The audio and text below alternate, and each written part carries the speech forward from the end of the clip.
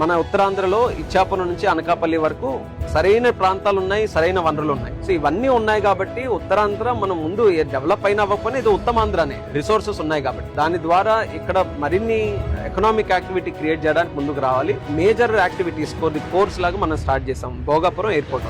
అలాగే Arcelor Mittal additional steel plant, biggest private steel plant in the country, అది కూడా మన ఉత్తరాంధ్ర ప్రాంతానికి ఈ రోజు వస్తుంది. Thank you.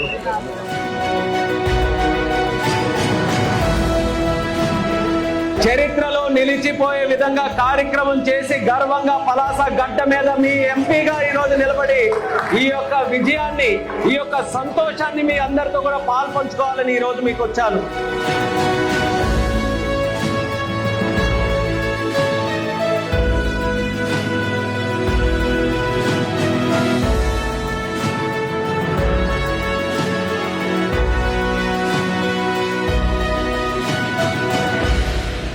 ఆ కళ అంతటితో పూర్తవ్వలేదు.